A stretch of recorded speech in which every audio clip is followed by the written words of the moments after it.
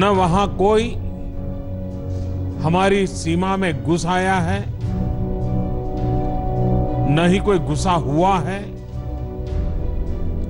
न ही हमारी कोई पोस्ट किसी दूसरे के कब्जे में है। जब देश के प्रधानमंत्री ये कहें कि चीन ने हमारी सीमा में कभी घुसपैठ की ही नहीं और ना ही आज घुसपैठ कर रखी है, तो ये बयान तो आश्चर्यचकित करने वाला है ही। लद्दाख में हमारे 20 जाबाज शहीद हुए,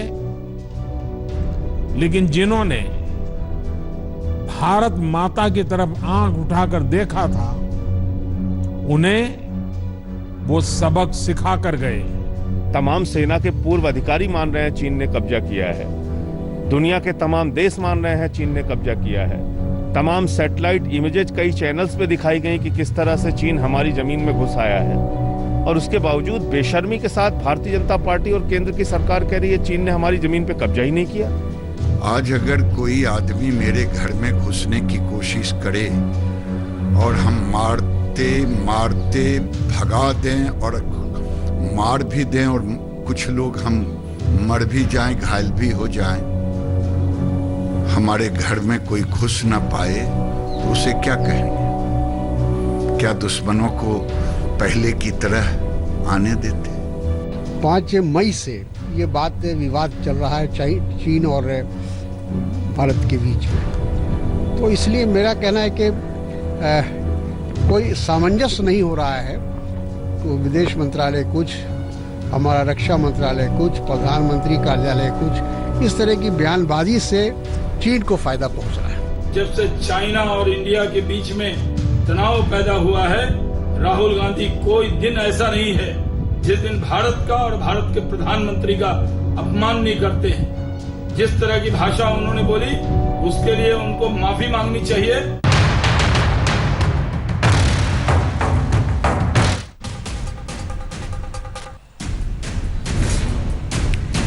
नमस्कार, शाम के 6 बज चुके हैं। आप देख रहे हैं हल्ला बोल। आपके साथ मैं हूं चित्रा त्रिपाठी। सवाल पर सवाल चीन पर सियासी बवाल इस देश में जारी है। 16 जून से चीन को लेकर जो सियासत शुरू हुई वो थमने का नाम नहीं ले रही है। प्रधानमंत्री ने बयान दिया, तब भी विपक्ष के सवाल खत्म नहीं हुए। पीएम ने सर्वदलीय बैठक बुलाकर सारी बड़ी पार्टियों को हालात की जानकारी दी, तब भी विपक्ष के सवाल अपनी जगह कायम है। सरकार बार बार देश को भरोसा दिला रही है, लेकिन विपक्ष है कि मानता नहीं, और उनके सवाल हैं ये खत्म होने का नाम नहीं लेते। हल्ला बोल में इसी पर हम चर्चा करेंगे, लेकिन उसके पहले ये रिपोर्ट देखिए। आज पूरे देश ने सूरज को अंधेरे में छिपते देखा, सूरज पर ग्रहण लगते देखा, लेकिन गलवान हिंसा के बाद चीन को लेकर जो सियासत हो रही है, न जाने उस पर कब ग्रहण लगेगा। विपक्षी पार्टियों के ना तो आरोप खत्म हो रहे हैं और ना ही सवाल, जबकि सरकार बार बार भरोसा दिला रही है कि ना तो किसी ने हिंदुस्तान में घुसने की कोशिश की है और ना ही हमारी जमीन पर कब्जा किया है। न वहां कोई हमारी सीमा में घुस आया है, न ही कोई घुसा हुआ है, न ही हमारी कोई पोस्ट किसी दूसरे के कब्जे में है। प्रधानमंत्री मोदी ने विपक्ष के सवालों का जवाब देने के लिए सर्वदलीय बैठक बुलाई और देश की करीब करीब सभी बड़ी पार्टियों को हालात की पूरी जानकारी दी। इसके बावजूद राहुल गांधी लगातार आरोपों के तीर दाग रहे हैं। आज कांग्रेस के नेता ने ट्वीट किया कि नरेंद्र मोदी वास्तव में हैं सुरेंद्र मोदी। राहुल जो लिखना चाह रहे थे वो भले ही स्पेलिंग की गलतियों में उलझ गया, लेकिन समझ में हर किसी को जरूर आ गया। राहुल गलवान हिंसा के बाद से लगातार प्रधानमंत्री पर निशाना साध रहे हैं। सिर्फ राहुल ही नहीं, सोनिया गांधी भी लगातार सवाल पूछ रही हैं। दूसरी विपक्षी पार्टियां भी पीछे नहीं हैं। तमाम सेना के पूर्व अधिकारी मान रहे हैं चीन ने कब्जा किया है।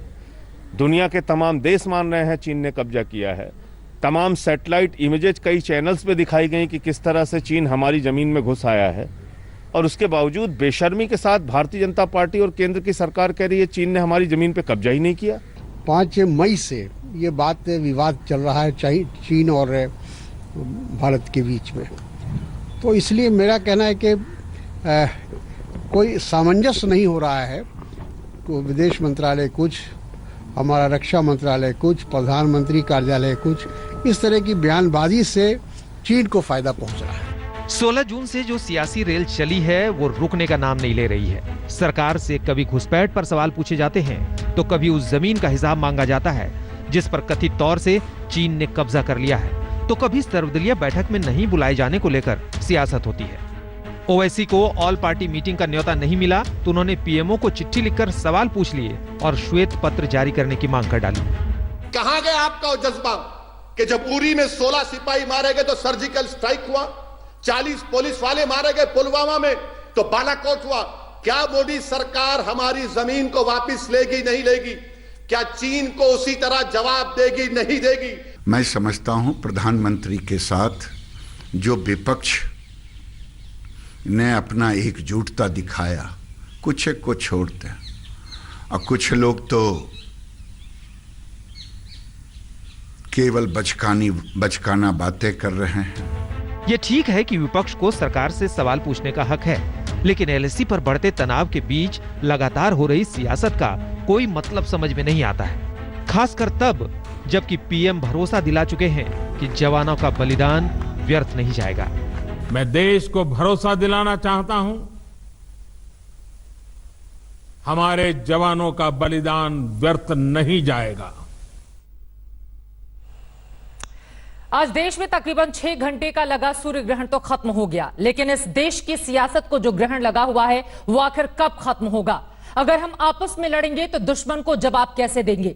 इसी पर हल्ला बोल में चर्चा की शुरुआत हम करेंगे। कई खास मेहमान इस वक्त हमारे इस कार्यक्रम का हिस्सा बन चुके हैं, उनका तारुफ आपसे करवा देती हूं। भारतीय जनता पार्टी के राज्यसभा सांसद और प्रवक्ता सुधांशु त्रिवेदी जी इस वक्त हमारे साथ मौजूद हैं। कांग्रेस पार्टी के राष्ट्रीय प्रवक्ता रोहन गुप्ता जी हमारे साथ जुड़ चुके हैं। बीएसपी की ओर से सुधींद्र भदौरिया जी हमारे साथ मौजूद हैं। जेडीयू की ओर से नेता राजीव रंजन हमारे साथ जुड़ चुके हैं और हमारे साथ पूर्व सेना अधिकारी lieutenant general retired Gurmeet Singh ji भी मौजूद हैं। लेकिन सबसे पहले रोहन गुप्ता, आपका रुख करते हुए, राहुल गांधी क्या लिखना चाहते थे आज के ट्वीट में? देखिए चित्रा जी, सबसे महत्वपूर्ण जो आपकी, जब मैं ये स्टार्टिंग की क्लिप देख रहा था, एक छोटी चीज बोलना चाहूंगा कि चोर ने कहा मैंने चोरी नहीं की, चौकीदार भी कह रहा है कि चोर ने चोरी नहीं की। चोर खुश क्योंकि उसकी चोरी नहीं पकड़ी गई, चौकीदार खुश क्योंकि उसकी चौकीदारी में चोर ने चोरी नहीं की। ये बात जनता को मालूम ही नहीं चली। देखो मुद्दा यहाँ पे क्या है, ये पहली बार हो रहा है कि जो मोदी जी बोल रहे हैं वही चीन बोल रहे हैं। सुरेंदर या सरेंडर? रोहन गुप्ता जी, शायद सवाल सुना नहीं आपने। आ रहा हूँ। सुरेंदर या सरेंडर, क्या कहना चाहते हैं राहुल गांधी? सारे जवाब दूंगा, सारे जवाब, उसका ही मैं आपको भूमिका बता रहा हूँ। जब चोर ने चोरी कर ली और जब चौकीदारी बोल रहा है कि चोर ने चोरी नहीं की, इससे बड़ी चोर को क्या चीज चाहिए? यही चीज हुआ है आज मोदी जी। ये सारी चीजें कहां से आई चित्रा जी? जब तक मोदी जी ने जवाब नहीं दिया था, हम सरकार को 45 दिन से सवाल पूछ रहे हैं कि प्लीज बताइए क्या बॉर्डर पे क्या हो रहा है। काफी रक्षा विशेषज्ञों ने बताया, सबने पूछा, सरकार ने 45 दिन तक कोई जवाब नहीं दिया। जब सैनिकों की जान गई, 20 सैनिकों को बर्बरता पूर्वक शहीद किया गया, तब जाके सरकार की आंख खुली। जब प्रधानमंत्री जी आए, प्रधानमंत्री ने जो बात की प्रधानमंत्री, वो बहुत बड़ी अपमानजनक बात। आप इतनी भूमिका बना रहे हैं। रोहन गुप्ता जी, मैं पूछ रही हूँ कि राहुल गांधी ट्वीट में क्या लिखना चाहते थे? दरअसल देश कंफ्यूज है। एक सेकंड सर, प्लीज मेरी बात सुनिए। अगर स्पेलिंग मिस्टेक हो गई है तब तो कोई बात नहीं, होता रहता है और ट्विटर पे हम चेंज भी नहीं कर सकते। रोहन गुप्ता जी, राहुल गांधी क्या लिखना चाह रहे थे, मैं आपसे ये जानना चाहती हूँ। मैं बता रहा हूँ क्या बोल रहे हैं राहुल गांधी जी, उसी की पूर्व भूमिका बांध रहा हूँ।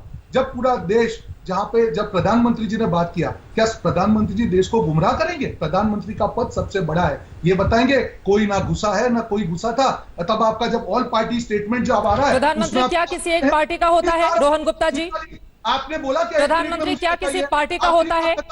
और अगर राहुल गांधी ने सरेंडर लिखा है कि चीन के आगे सरेंडर कर दिया नरेंद्र मोदी ने, इसका मतलब जानते हैं आप क्या होता है? क्या बोला? सरेंडर सुरेंडर अब आपको 2 मिनट में खत्म हो जाएगा।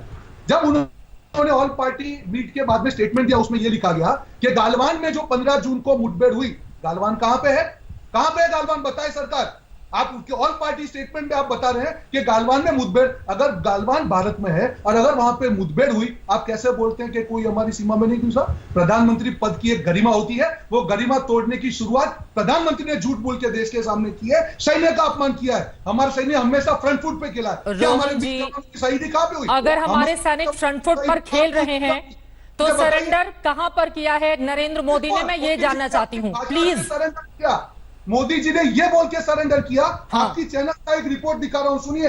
ये राहुल कंवल जी का रिपोर्ट है, उसमें दिखा गया है कि 0.4 से 0.8 जो पहले भारत की सेना जाती थी, अब भारत की सेना नहीं जा रही है। इसका मतलब क्या है? जो 0.4 है वो चीन के हिसाब से एलएसी है, और 0.8 जो है वो भारत के हिसाब से एलएसी है। अगर अप्रैल के बाद में भारत को 0.4 से 0.8 नहीं जाने दिया गया, आप बताइए इसको आप क्या बोलेंगे? अगर हम देश के साथ खड़े, प्रधानमंत्री के साथ खड़े, पर प्रधानमंत्री जो हकीकत है वो तो देश को बताए। सर, ये समझ में नहीं आता ना, अगर आप देश के, आप कह रहे हैं प्रधानमंत्री के साथ खड़े हैं, फिर आप कह रहे हैं सरेंडर कर दिया, तो क्या प्रधानमंत्री ने सरेंडर कर दिया, आप उसके साथ खड़े हैं? रोहन गुप्ता जी, अपनी ही बात को आप काट रहे हैं। चित्रा जी, प्रधानमंत्री के पूरे देश को भरोसा है, पर अगर कोई आपसे झूठ बोलेगा तो आपका भरोसा टूटेगा या नहीं टूटेगा? सुधांशु त्रिवेदी जी, आज उनकी मिनिस्ट्री ने कहा क्या सरकार झूठ बोल रही है? सुनिए चित्रा जी प्लीज। ठीक है, हो गई सर आपकी बात, और मैं चाहूंगी कि सुरेंद्र और सरेंडर में जरा फर्क भी कर दीजिएगा। लेकिन सुधांशु त्रिवेदी, सरकार क्या झूठ बोल रही है?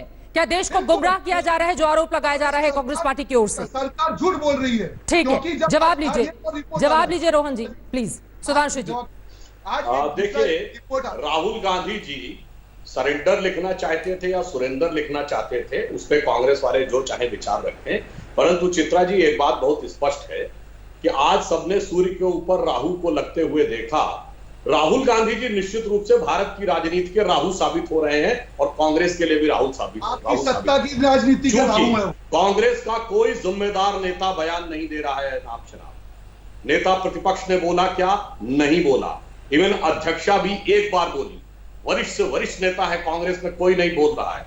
ये बताइए, नेता प्रतिपक्ष तो अधीर रंजन चौधरी हैं। सुधांशु त्रिवेदी जी, कांग्रेस पार्टी की ओर से कौन सा नेता पूछ रहा है सवाल? इस पर जाने के बजाय आप जवाब दीजिए कि सरकार क्या गुमराह कर रही है देश को? अरे मैं कह तो रहा हूं, गुमराह तो हमको छोड़िए, अपनी पार्टी गुमराह कर रहे हैं। नेता प्रतिपक्ष अधीर रंजन चौधरी ने कहा ड्रैगन को सबक सिखाना है, और उसको डपट के चुप करा दिया गया। जो पार्टी कांग्रेस के खिलाफ अपने पार्टी के नेता प्रतिपक्ष का एक बड़ा बयान बर्दाश्त नहीं कर सकती है, वो सरेंडर जो अपने बयान के ऊपर सरेंडर किए हैं, जिन्होंने बयान पे सरेंडर किया है और कहा है कि हम चीन से अच्छे संबंधों के पक्षधर हैं। नेता प्रतिपक्ष का बयान व्यक्तिगत बयान है, और राहुल गांधी जो अध्यक्ष है, आप देश को बताइए, हम लोग देश को हम लोग आपके हाथ से नहीं। मुझे लग रहा है एक एक करके, प्लीज रोहन जी, एक एक करके हम सवाल जवाब करें, तभी शायद ज्यादा समझ में आ पाएगा। सुधांशु त्रिवेदी जी अपनी बात करिए। ठीक है, प्रधानमंत्री को झूठा उठा सब कहते रहे, अपने टर्म का मैंने इंतजार किया, मैं फैक्ट रख रहा हूं, आप भी अपने टर्म को बोलिए। बोलिए सुधांशु। अब मैं इसके ऊपर आ रहा हूं। प्रधानमंत्री जी ने जो बोला, अरे जो प्रधानमंत्री जी ने बोला उसका वही बात आर्मी ने बोली, और वही बात चाइना बोल रहा है। चाइना तो उल्टा आरोप लगा रहा है कि हम उसके यहां घुस गए। अब बताइए, चीन कह रहा है हम उसके यहां घुस गए, हम कह रहे हैं हमारी कोई जमीन कब्जा नहीं हुई, आर्मी कह रही हमारी कोई बात पूरी हो जाए। उसके बाद भी किसी को समझ में नहीं आ रहा है। कारण यह है कि जो समझना चाहेगा उसे समझ में आएगा, जो नहीं समझना चाहेगा, जो हमेशा सवाल उठाते रहे, सर्जिकल स्ट्राइक हो, बालाकोट हो, पुलवामा हो, आतंकवादी मारा जाए, हमेशा सवाल, तो चीन पर भी सवाल। और रही बात सरेंडर की, चित्रा जी एक वाक्य मत पूरा कर लूं, उसके बाद मैं रोहन जी को दे दूंगा बोलने को। अरे सरेंडर तो फितरत में रहा है। 2008 में न्यूक्लियर डील पे सरेंडर, वोट फॉर कैश। 1995 में नरसिम्हा राव सरकार परमाणु विस्फोट करने जा रही थी, एक फोन आया, सरेंडर। 1971-93 में 1000 फौजी हमारे साथ थे, पीओके शामिल नहीं हो पाया, सरेंडर। 1962 में सरेंडर, 1946 जिन्ना के आगे सरेंडर, और एक खुददार प्रधानमंत्री थे लाल बहादुर शास्त्री, जिनको सरेंडर करने के बाद इस कदर तकलीफ हुई कि उनको हार्ट अटैक का दौरा हो गया। गांधी परिवार तो सरेंडर सरेंडर सरेंडर, जिनके दिलो दिमाग पे छाया हो, उन्हें सरेंडर ही नजर आता है। एक एक करके अपनी बात रखेंगे। रोहन गुप्ता जी, कांग्रेस पार्टी को सरेंडर की इतनी जल्दबाजी क्यों है? सरेंडर की जल्दबाजी मोदी जी को, मोदी जी ने देश की सेना का अपमान किया है। हमारी सेना हमेशा फ्रंट फुट पे खेली है। चित्रा जी, किसने हक दिया मोदी जी को यह बोलने के लिए कि हमारी सेना ने गालवान में, अगर हम हमारी सेना के शहीद हुए जवान, कैसे मोदी जी बोल रहे हैं कि कोई हमारे वहां नहीं घुसा? गालवान कहां पे? क्या मोदी जी चीन की एलएसी को मान रहे हैं? बताए देश की जनता को, झूठ नहीं चलेगा। प्रधानमंत्री के पद की गरिमा है, वो गरिमा बनाए रखने की जिम्मेदारी प्रधानमंत्री की है। आज ये करोड़ों आप समझ पाए, विदेश मंत्रालय कुछ और बोलता है, विदेश मंत्रालय और बोलता है, रक्षा मंत्री और बोलते हैं, हर आदमी अलग चीज बोल रहा है। आपके और उसके पास ऊपर अंदर की जानकारी क्या है रोहन गुप्ता जी? एक सेकंड सर, कांग्रेस पार्टी के पास चीन को लेकर अंदर की जानकारी क्या है? क्या गलवान घाटी पर चीन ने कब्जा कर लिया है, ये जानकारी है आपके पास रोहन गुप्ता जी? और आपको सरकार की बातों पर भरोसा नहीं है और ना ही सेना की बातों पर? हमको चित्रा जी, सरकार ने जो स्टेटमेंट दिया हमारे पास वही जानकारी है। उसमें ये लिखा गया है कि the events of 15 June at Galwan led to the loss of lives of 20 Indian personnel. What does this mean? Where is Galwan? बताए सुधांशु जी, एक ही सेंटेंस का जवाब देते, मैं मेरी बात खत्म करूंगा। गालवान कहां पे है? आपकी ही स्टेटमेंट बोल रही है कि गालवान में मुठभेड़ हुई। आप कैसे बोलते हैं कि हमारी सेना में कोई नहीं गिरसा? अरे प्रधानमंत्री जी को अपनी पद की गरिमा थी, हम सब साथ में खड़े थे। प्रधानमंत्री झूठ पे झूठ बोलते जाएंगे, हम उसको स्वीकार करेंगे। मुठभेड़ कहां पर हुई? देश की जनता पे वार होगा।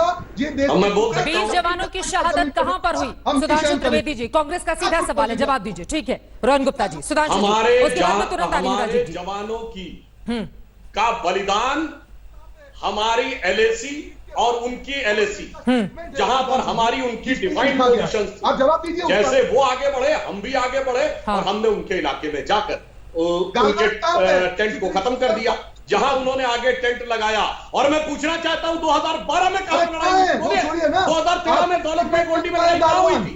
और आपकी पार्टी में तो प्रधानमंत्री रहे भाई, फिर देखिए चिल्ला रहे, क्या तरीका है? आज वर्तमान की बात कीजिए। एक एक करके अगर हम अपनी बात रखेंगे रोहन गुप्ता जी, एक सेकंड उनकी बात कंप्लीट हो जाए। अपने अपने टर्न में बोलिए रोहन जी। ठीक है रोहन जी, ऐसे उच्छृंखलता से राहुल गांधी जैसे उच्छृंखल, शांति से बोलिए। अब मैं सिर्फ ये कह रहा हूं भाई, कांग्रेस पार्टी के तो प्रधानमंत्री रह चुके हैं और आधा दर्जन तो लोग ऐसे भी जीवित हैं जो रक्षा मंत्री रहे। आज ये बता दें कि बतौर रक्षा मंत्री, बतौर प्रधानमंत्री इन्हें पता है कि फला जगह एलएसी है और ये फला रिकॉर्ड में लिखा है, बता दीजिए। आप तो रक्षा मंत्री रहे ना, बोलिए क्योंकि एलएसी आपने डिफाइंड ही नहीं की। मैं चुनौती के साथ कहता हूं, बोलिए। आपको कोई रक्षा मंत्री आके कहे कि फला दस्तावेज में ये वाला डिफाइंड है, क्योंकि जब 93 में डिफाइन किया जा रहा था तो आपने उसमें से मौजूदा शब्द हटा दिया ताकि चीन को सहूलियत रहे। सेना ने लिख के भेजा था मौजूदा एलएसी लिख के, मौजूदा स्थिति, मगर आपने मौजूदा शब्द हटा दिया, एग्जिस्टिंग वर्ड हटा दिया ताकि चीन को सहूलियत रहे, और ये सरकार ने हटाया। नहीं तो मैं चुनौती में कहता हूं, बोलिए। आपका रक्षा मंत्री आगे बोले फला पॉइंट है रक्षा मंत्रालय के फला दस्तावेज में, बोलिए। कुछ नहीं है। आप झूठ बोलना बंद कीजिए। जानकारी अपने पास नहीं है और झूठ मोदी जी बोल रहे हैं। गजब का तर्क है। क्या हुआ? अच्छा ये बताइए लाइन ऑफ कंट्रोल होती क्या है? बताइए लाइन ऑफ कंट्रोल होती क्या? जो चाइना का लाइन ऑफ एक्चुअल कंट्रोल क्या होती है? उसको मान रहे हैं क्योंकि लाइन ऑफ एक्चुअल कंट्रोल की डेफिनेशन बताइए। आपके स्टेटमेंट में कहा गया कि ये मुठभेड़ गालवान में हुई, तो मुठभेड़ कहां पे हुई? कैसे प्रधानमंत्री जी सही हुए कि वो लोग नहीं आए हमारे वहां पे? बताइए गालवान कहां पे है, बताइए आप। अरे भाई मैं तो कह रहा हूं लाइन ऑफ एक्चुअल कंट्रोल की डेफिनेशन बता दी। गालवान बताइए। पता है कि नहीं, बोलिए हाँ या ना। आपको मालूम है एलएसी? आपको मालूम है इंडियन एलएसी क्या है? 0.8 तक इंडियन एलएसी है और 0.4 तक चाइना के हिसाब से है। आपकी सरकार ने 0.4 से 0.8 का एरिया चाइना को प्यार से दे दिया। गांव गोद देने निकले थे, पूरे हमारे भारत का हिस्सा गोद देने लग गए आपको, और शर्म नहीं आती है?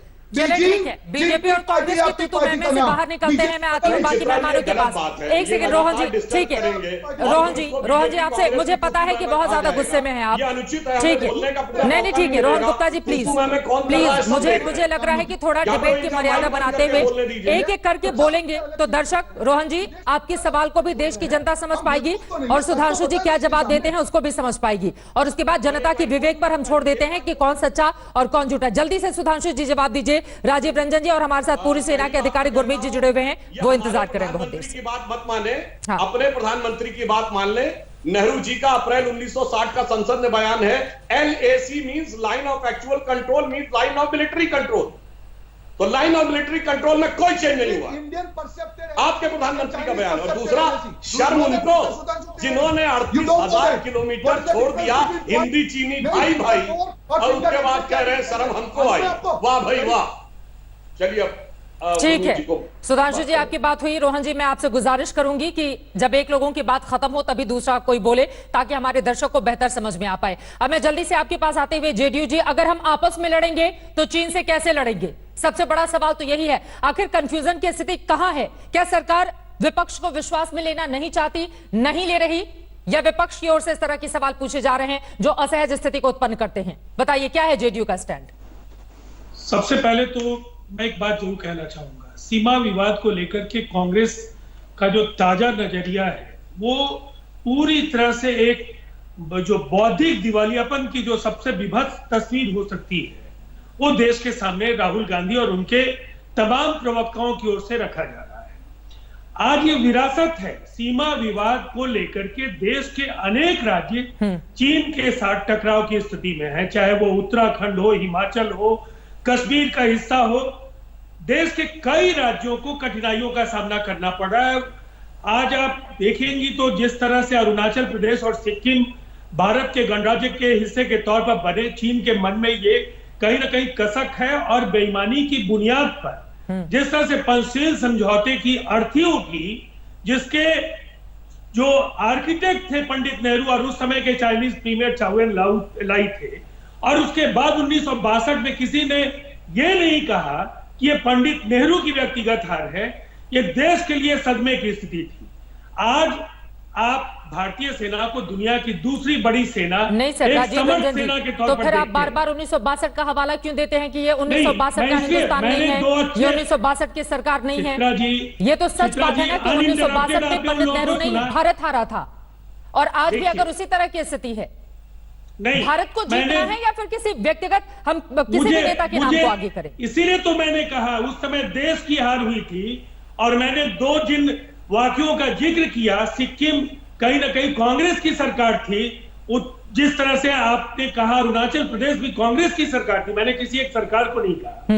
देश जीतता है या देश हारता है, लेकिन आज जिस तरह से श्रीमती गांधी को 1972 में जिस समय अटल बिहारी वाजपेयी जी ने बांग्लादेश के अंतरराष्ट्रीय मानचित्र पर उभरने के बाद मां दुर्गा की उपाधि दी, आज कांग्रेस उस तरीके से स्वस्थ विपक्ष की भूमिका में नहीं दिखती। ठीक है, हर सवाल पर बिना मतलब के सवाल खड़े करना, और आज जिस तरह से नेपाल को लेकर के आज ताजा जो मामला है वो बांग्लादेश के साथ व्यापार में उनको कई तरह के छूट दे करके वो कहीं ना कहीं बांग्लादेश को भी अपने पक्ष में लाने की कोशिश कर रहे हैं। चलिए ठीक है, आप जो सवाल उठा रहे हैं मैं रोहन गुप्ता जी से जवाब दूंगी। बीएसपी से हमारे साथ सुधींद्र भदौरिया भी जुड़ चुके हैं, लेकिन उसके पहले पूर्व सेनाधिकारी इस वक्त हमारे साथ जुड़े हुए हैं, लेफ्टिनेंट जनरल गुरमीत सिंह जी। गुरमीत जी, आपसे मैं जानना चाहूंगी, गलवान को लेकर क्या कंफ्यूजन की स्थिति है देश में?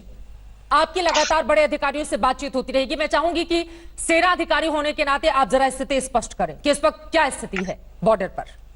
देखिए, ये जो नेशनल सिक्योरिटी का मामला होता है ये सीरियस भी है और सेंसिटिव भी है, और इसलिए मैं आवाज ऊंची नहीं करूंगा लेकिन बात बहुत गहरी बोलूंगा।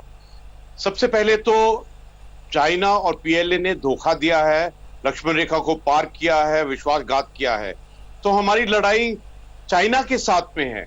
और ये विषय नहीं है इंटर पॉलिटिक्स का, ये विषय नहीं है कि जिसपे हम एक पार्टी और दूसरी पार्टी से करें, ये समय है एकजुट होने का। आपको आपकी बातों को सब सैनिक देख रहे हैं, सुन रहे हैं, उनको लगता है कि देखिए राष्ट्र, सरकार और सेना लगी हुई है चुनौती में, और हमारे जो पॉलिटिशियन है वो न जाने क्या क्या बातें करते आ रहे हैं। मैंने इस पॉइंट के ऊपर में पिछले 20 साल से लगा हुआ हूं। जब मैं कर्नल था तो 2000 में मैं डायरेक्टर MO1 चाइना के डील करता था, तो मेरा इस विषय के ऊपर में अध्ययन 20 साल का है। 7 बार चाइना गया हूं, LAC के मैप एक्सचेंज करने के लिए चाइना गया था मैं, और इसलिए जो मैं बोल रहा हूं वो बिल्कुल करेक्ट बोलूंगा। जो प्राइम मिनिस्टर साहब ने 3 बातें बोली है, no intrusion, no post taken, no status quo, ये पूर्ण रूप से फैक्ट और सत्य है। और जिनको लग रहा है ये गलत है, उनको LAC का मतलब ही नहीं मालूम है, उनको LAC और बॉर्डर का फर्क नहीं मालूम। मैं चाहूंगी कि आप बता दीजिए जरा। सुन लीजिए, इसलिए मैं गहरी बात कर रहा हूं, तो इसलिए थोड़ा लो आवाज में बात करना चाहता हूं, डेसिबल कम रखना चाहता हूं। देखिए, ये जो LAC और बॉर्डर है, पहली बात तो जो बॉर्डर की है, पूरा एक्सटेंशन हमारा है। हमारे जो गृह मंत्री ने 6 अगस्त को बिल्कुल क्लियर कहा था कि एक्सटेंशन पूरा हमारा है, इसमें चाइना का कोई रोल नहीं है, और एक ना एक दिन अवश्य लिया जाएगा, इसमें किसी भारतीय को शक नहीं होना चाहिए।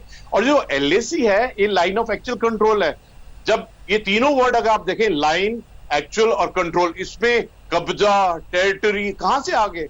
इसमें कब्जा टेरिटरी की बात ही नहीं है, इसमें बात है सिर्फ स्टेटस की। अगर जो हमारा बॉर्डर डिफेंस कोऑपरेशन एग्रीमेंट था 2013 का, उसमें एक बहुत क्लियरली लिखा हुआ है कि ये जो एरिया ऑफ डिफरिंग परसेप्शन है, जहां पर एलएसी का उनका अलग सोच है, हमारा अलग सोच है, उसके अंदर में 3 चीज लिखी हुई है। पहला कि इस इलाके के अंदर में रात को पेट्रोल नहीं रहेंगे, दूसरा इस इलाके के अंदर में कोई कंस्ट्रक्शन नहीं की जाएगी, और तीसरी बात यह है कि इस इलाके के अंदर में यूनिलैटरल स्टेटस को चेंज नहीं किया जाएगा। यही तो प्रधानमंत्री जी ने कहा है। और ये जो गलवान की बात कर रहे हैं, इनको मैं बहुत नम्रतापूर्ण बताना चाहता हूं कि ये एलओसी किस स्थिति में है।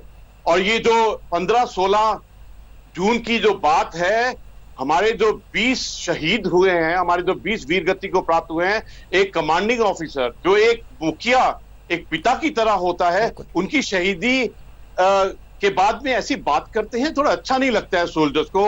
उनको लगता है कि मेरा परिवार क्या बात कर रहा है, मैं तो जहां डटा हुआ हूं, अभी खेल तो खत्म नहीं हुआ है, अभी लड़ाई खत्म नहीं हुई है। अभी भारत के प्रधानमंत्री ने कहा है कि जवानों के बलिदान व्यर्थ नहीं जाएगा। उन्होंने बोला है कि जिन्होंने उकसाया है उसका जवाब दिया जाएगा। तो फिर राहुल गांधी जब सरेंडर मोदी कहते हैं तो गुरमीत जी क्या समझ में आता है आप लोगों को?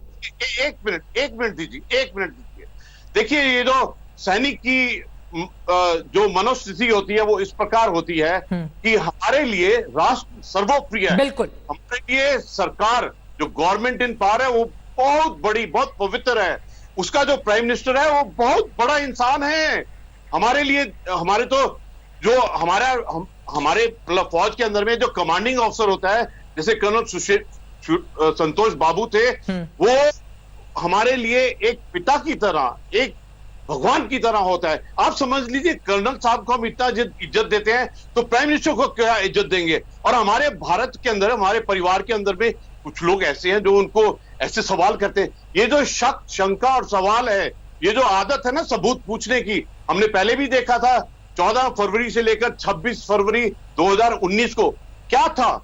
इसी प्रकार शक, सवाल और सवाल पूछे, उन्होंने सबूत मांगे, लेकिन देखा क्या किया भारत ने?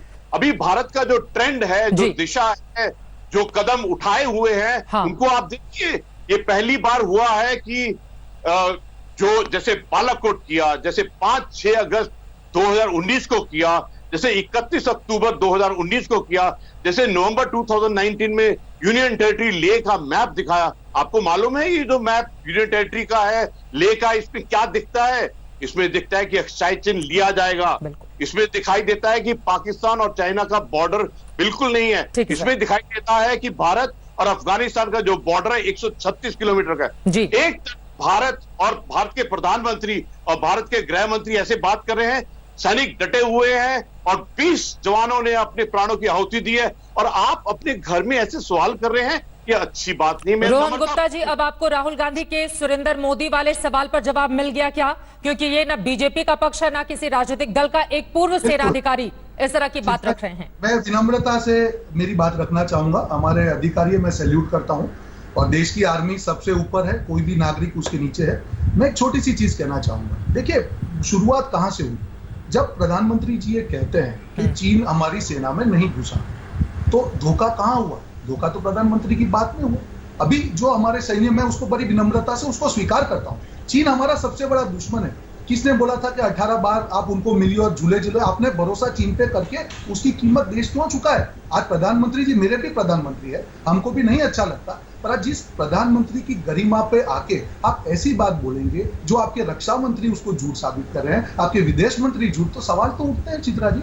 आज उसी का क्लैरिफिकेशन 3 बार देना पड़ता है। प्रधानमंत्री जी अच्छे कम्युनिकेटर हैं, बहुत अच्छा बोलते हैं, सब पूरा देश जानता है। अगर उनकी बात में 3 बार क्लैरिफिकेशन करना पड़ रहा है तो देश को हकीकत तो मानना पड़ेगा। आप देश के जवानों की बात कर रहे हैं। 2 दिन पहले का एक न्यूज है, जो देवेंद्र सिंह जो आतंकवादी था उसको क्लीन चिट मिलती, क्योंकि अभी उसके ऊपर चार्जशीट फाइल हुआ, उसको रिहा किया गया। क्यों हुआ? अगर सरकार की नीयत में अगर खोट नहीं होगी, अगर राष्ट्रवाद सही होता, ये नहीं होता। मेरा एक सवाल, देखिए सवाल हम लोग लोकतंत्र में है चित्रा जी, हम सवाल पूछ रहे हैं, सवाल का अगर गलत जवाब मिलेगा हम कैसे स्वीकारेंगे, हम कैसे चुप रहेंगे? सर सवाल पूछना तो बहुत अच्छी की है, महत्वपूर्ण जिम्मेदारी भी है, लेकिन ये जो कंफ्यूज करने वाला सवाल सुरेंद्र मोदी इस तरह के शब्दों का इस्तेमाल किया जाता है रोहन जी, तो सवाल उठते हैं। सुधांशु जी आप जवाब देना चाह रहे हैं, एक एक करके बाकी देखिए सुधींद्र भदौरिया जी हमारे साथ जुड़ चुके हैं, एक बार भी उनका पक्ष नहीं आया है। ये कहते हैं कि कोई गुस्सा नहीं है और कोई गुस्सेगा नहीं, इसका मतलब मोदी जी ने व्यक्तिगत रूप से सरेंडर किया है। हमारा सैन्य कभी सरेंडर नहीं करेगा, हमारा सैन्य लड़ेगा, कोई भी लड़ाई होगी हम लोग साथ में हैं। पर हकीकत का स्वीकार तो कीजिए कि गद्दार चाइना हमारे वहां पे घुसा है।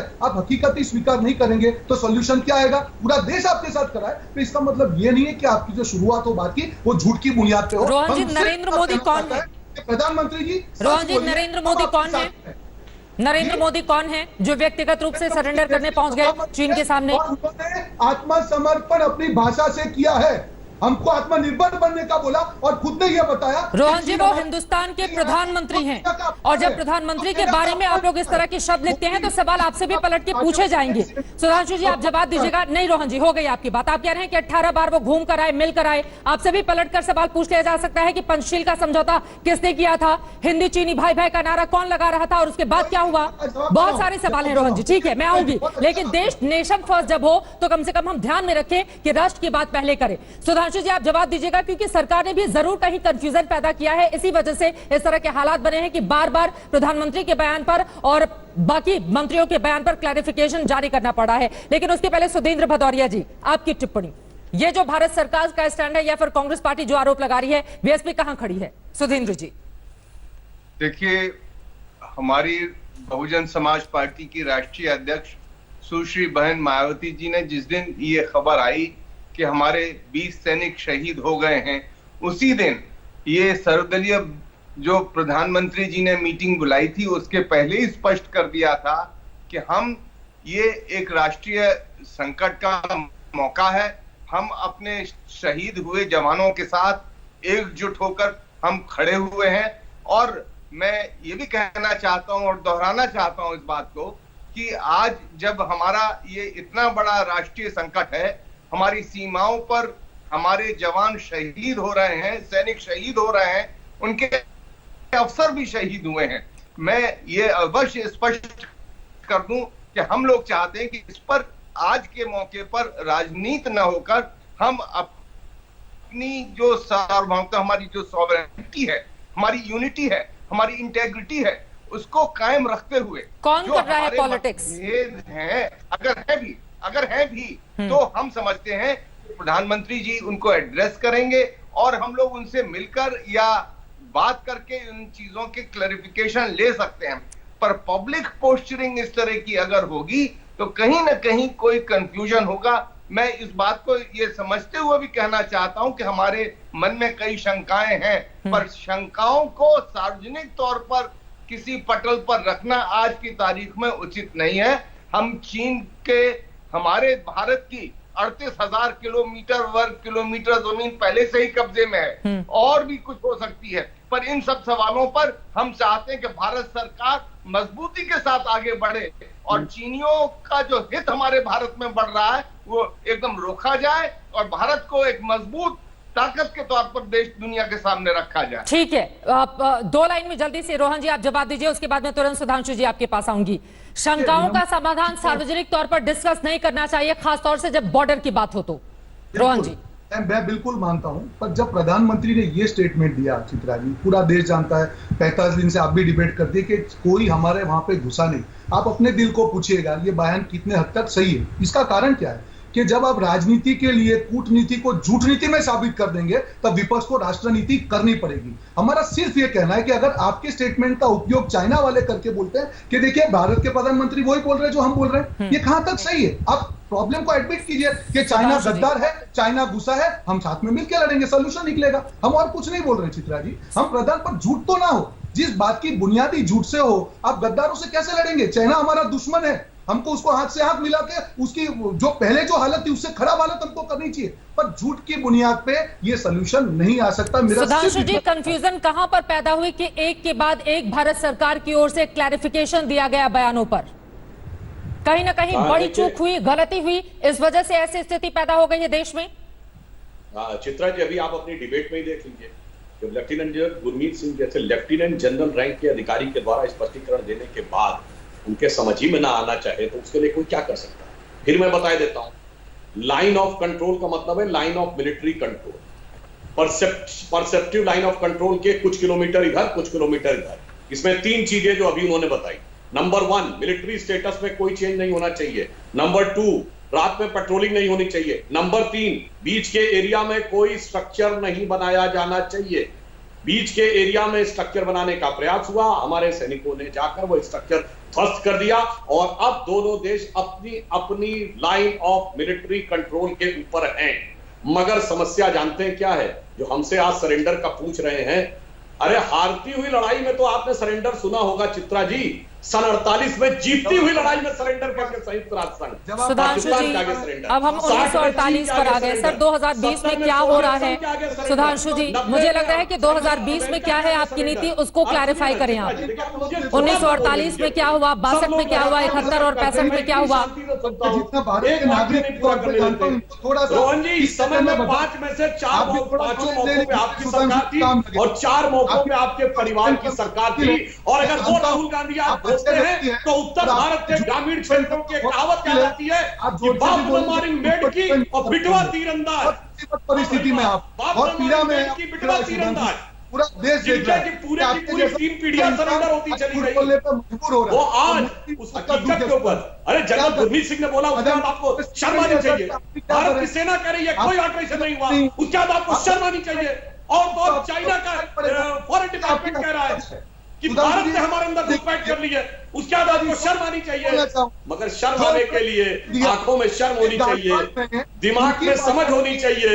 हमारे सैनिक शस्त्रहीन नहीं थे, आप बुद्धिहीन थे, मूल्यहीन थे, दृष्टिहीन थे। तो दिमाग में बुद्धि होनी चाहिए, समझने की। 0.4 to 0.8 इसीलिए बार बार डिस्टर्ब करने से नहीं होता है। जैसे आप इस ढंग से फाइलिंग कर करके स्टेटस चेंज नहीं कर पा रहे ना, जनता समझ रही है सब। आप बोलेंगे स्टेटस को एंटे है। अच्छा बताइए कौन ज्यादा बीपी पे बोल रहा है? हम बोल रहे हैं, आप बोल रहे हैं, जो आप हर वाक्य पे बोल रहे हैं। मैं सिर्फ बात बोल रहा हूँ। कंफर्म कीजिए। मैंने 1960 का नेहरू का स्टेटमेंट 5 मौके काउंट कराए, आपके पास भारत सरकार का स्टेटमेंट बताया। सुधांशु त्रिवेदी जी, एक एक करके। रोहन जी, सुधांशु जी, 1948 और 62 में अगर गलत हुआ, 2020 में क्या सही हो रहा है? 20 जवानों की शहादत कहां पर हुई, कैसे हुई, इस बारे में भी तो जवाब देना होगा आपको। हाँ बिल्कुल बता रहे हैं, 20 जवानों की शहादत कहां पे हुई? जो लाइन ऑफ मिलिट्री कंट्रोल है उसके आगे उन्होंने आगे आने की कोशिश की, हमारे जवानों ने जाकर उनको पीछे खदेड़ दिया और वहां से 20 जवान हमारे वीरगति को प्राप्त हुए, 43 उनको प्राप्त हुए। और आज हमसे पूछते हैं 43 हुए नहीं, तो मैं पूछता हूँ संसद में, नाथुला की लड़ाई में इन्होंने कहा था 400 सैनिक मारे गए, 400 का कोई सबूत दिया था चीन ने? चीन कोरोना का सबूत नहीं देता। आप बताइए देश के आप कह रहे हैं कि उस सैनिकों का सबूत होना चाहिए। आपसे मैंने कभी नहीं, हमने पूछा कि 400 सैनिक मारे गए थे चीन के 67 में नाथुला की लड़ाई में, हमने कभी सबूत नहीं मांगा था। हमने कभी 62 में सबूत नहीं मांगा था कि आपने कहा इतने चीनी सैनिक मारे। हमने कभी 71 में सबूत नहीं मांगा कि कितने सैनिक मारे। हमने ताइवान किले में 1987 में लड़ाई में सबूत नहीं मांगा कितने सैनिक मारे। और तो दुनिया का कोई मजबूत देश, कोई बड़ा देश वह सबूत नहीं मानते। अमेरिका ने अभी अबू बकर और बगदादी को मारा तो कोई अमेरिका के किसी विपक्षी दल ने नहीं कहा सबूत दिखाइए, बगदादी की लाश दिखाइए, बगदादी का कुत्ता मत दिखाइए। ओसामा बिन लादेन को मारा, किसी ने नहीं कहा सबूत दिखाइए। सर्जिकल स्ट्राइक का सबूत एक एक करके आतंकवादी होने का सबूत। सुधांशु जी, आपकी बात हो गई। रोहन गुप्ता जी, जल्दी से अपनी बात खत्म कीजिए, उसके बाद मैं बाकी मेहमानों के पास जल्दी से जाऊं। रोहन गुप्ता जी, अगर देश में आपस में तू मैं में हम लगे रहेंगे, बार बार सवाल ही पूछते रहेंगे, अगर आपस में हम इस तरह से बिखरे रहेंगे, दुश्मन से हिंदुस्तान कैसे लड़ेगा? और हमारे जवानों के मनोबल का क्या होगा? रोहन जी, बिल्कुल, हमारे जवानों का मनोबल तब टूटता है जब हमारे प्रधानमंत्री ये बोलते हैं जो चाइना उसका समर्थन करता है, हमारे जवानों का मनोबल तब टूटता है। हमारे जवानों का मनोबल तब टूटता है जब 20 शहीद की शहीदी होती है और हमारे देश में कहा जाता है कि कोई गुस्सा नहीं है। हमारे जवानों का मनोबल तब टूटता है जब बिना कोई हथियारों के लड़ने के लिए भेज दिया जाता है। हमारे जवानों का मनोबल तब टूटता है जब आज ये प्रॉब्लम को मानने को ये तैयार नहीं है। रोहन गुप्ता जी ने जो सवाल खड़े किए हैं, गुरमीत जी मैं आपसे जवाब चाहूंगी। ठीक है रोहन जी। गुरमीत जी। चित्रा जी, मैं बहुत नम्रतापूर्ण छोटे छोटे पॉइंट देना चाहता हूं। पहली बात कि कॉन्फ्लिक्ट अभी खत्म नहीं हुआ है, दूसरा रिस्पांस अभी शुरू नहीं हुआ है, और तीसरा कि China media war, psychological war और प्रोपेगेंडा करता है। हम लोग उसके प्रोपेगेंडा में फंसने से बचना चाहिए। अगली बात यह है कि हर भारतीय को अपनी सेल्फ वर्थ और अपनी इंडियन आर्मी के सैनिक की और सेना की वर्थ मालूम होनी चाहिए। जो हमारा एक्सपीरियंस है माउंटेन वॉरफेयर में, हाई एल्टीट्यूड में, कम्बैट एक्सपीरियंस में, और पीएलए तो फौज भी नहीं है, वो तो एक पॉलिटिकल पार्टी की फौज है, उसमें तो एक सोल्जर वाली क्वालिटी भी नहीं है। अगर पीएलए है, उसने पूरा जिंदगी में सिर्फ तेनामेन में काम किया है, प्रोटेस्टर के ऊपर में टैंक चलाए हैं, जहां तिब्बत के अंदर में लामास के ऊपर अत्याचार किया है, जहां सिंजांग के अंदर में उइगर के ऊपर में अत्याचार किया है। वो तो फौज भी नहीं है, उनमें तो काबिलियत भी नहीं है। आखिर में मैं एक चीज कहना चाहता हूं कि देखिए, ये जो अगर हमारी ऑपोजिशन ने सुझाव ही देना है तो क्रिएटिव दीजिए।